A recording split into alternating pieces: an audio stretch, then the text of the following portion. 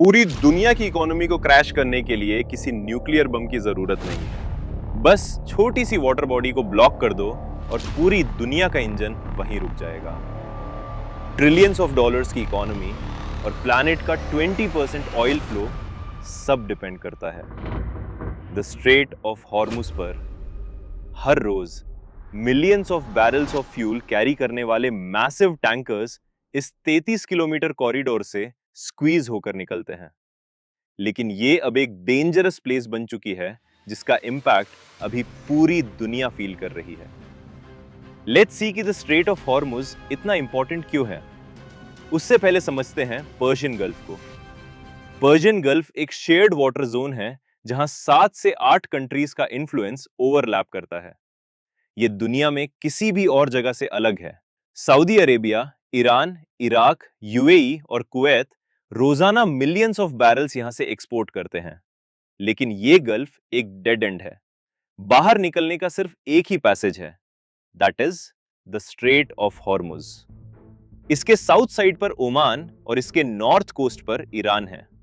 Geography की वजह से ईरान का इन्फ्लुएंस ज्यादा स्ट्रांग है। गेम यहां चेंज होता है जब कोई भी शिप इस पूरे एरिया में रैंडमली नहीं चलती। उन्हें फॉलो करना पड़ता है फिक्स ट्रैफिक लेन्स, बिल्कुल हाईवे की तरह। एक लेन होती है इनकमिंग शिप्स के लिए, दूसरी लेन होती है आउटगोइंग शिप्स के लिए। दोनों लेन्स के बीच एक सेपरेशन जोन होता है। यह पैसेज 33 किलोमीटर्स का है, लेकिन शिप्स को स्ट्रिक्टली ये 2 माइल नैरो लेन्स ही फॉलो करनी पड़ती हैं। इस पूरे गल्फ में अरब नेशंस ऑयल प्रोडक्शन डोमिनेट करते हैं, पर ईरान नॉर्थ साइड से द स्ट्रेट ऑफ हॉर्मुज को पूरा कंट्रोल करता है। और इस चोक पॉइंट को कंट्रोल करने के लिए ईरान ने डेडली मिसाइल्स का एक मैसिव हिडन नेटवर्क डिप्लॉय कर रखा है। इस नैरो पैसेज से गुजरने वाली कोई भी शिप डायरेक्टली इन मिसाइल्स के राडार पर होती है।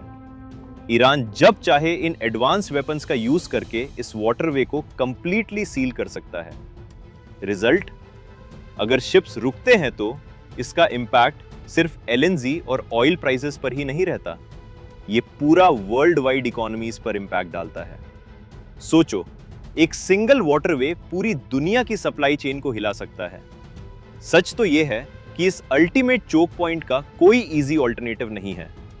सऊदी अरेबिया और यूएई की ऑयल पाइपलाइन स्पेशली इसीलिए बनाई गई थी ताकि स्ट्रेट ऑफ हॉर्मुज को बाईपास करके डायरेक्टली रेड सी या अरेबियन सी तक ऑयल पहुंचाया जा सके।